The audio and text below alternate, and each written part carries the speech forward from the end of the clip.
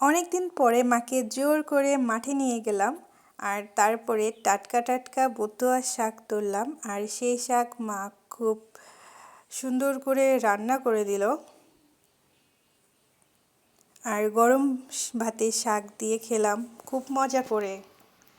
আসসালামু আলাইকুম my lovely audience, সবাই কেমন আছেন? আশা করি সবাই অনেক অনেক ভালো আছেন। আলহামদুলিল্লাহ আমিও অনেক বেশি ভালো আছি, কজ আমি বাসায় আছি। যখনই বাসায় আসি মা কোনো না কোনো রকমের শাক, দেখা যাচ্ছে এক রকম বা দুই রকমের শাক রান্না করে রেখেই দেয় আমার জন্য, জানে আমি শাক খেতে অনেক বেশি পছন্দ করি।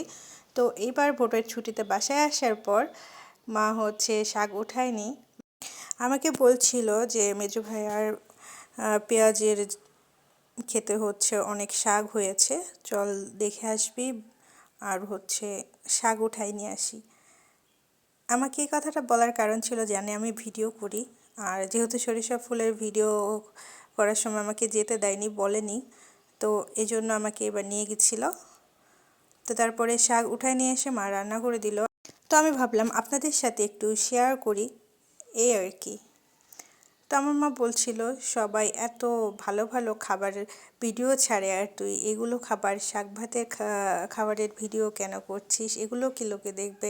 আমি বলি কেউ না দেখুক, আমার দিভাই আর মামনি আছে, ওরা অনেক বেশি পছন্দ করে। আমার দিভাই নাকি খাবার সময় আমার ভিডিও অন করে খাবার খায়, এই জন্য আমার মূলত খাবার ভিডিও করার আগ্রহ একটু বেশি হয়। আমি খাবার ভিডিও গেলেই আমার দিভাইয়ের কথা মনে পড়ে যায়, এই জন্য আমি খাবারের ভিডিও বেশি বেশি করে করি আগ্রহ সহ, এই আর কি। আমার অনেক বেশি ভালো লাগে এটা ভাবলে যে আমার ভিডিও দেখে আমার দিভাই ভাত খায়, এটা আসলে আমার কাছে অনেক বড় একটা পাওয়া।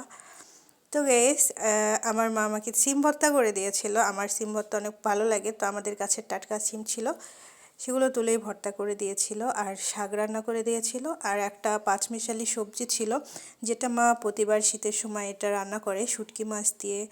আর এখানে মুসুরের ডালও দেয়, যেহেতু আমার মুসুরের ডাল খাওয়া হয় না, এই জন্য মুসুরির ডাল ছাড়া রান্না করেছিল।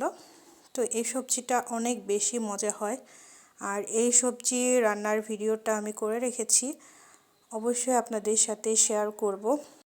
ভালো ভালো খাবারের ভিডিও ছাড়লেই ছাড়া যায়, কিন্তু সাধারণ খাবার, মায়ের হাতের খাবার, এগুলো খাবারের স্বাদটাই অন্যরকম। আমরা প্রতিনিয়ত ঘরে যেগুলো খাই, সবজির তরকারি মা রান্না করে, এগুলো কি কম টেস্টি হয়?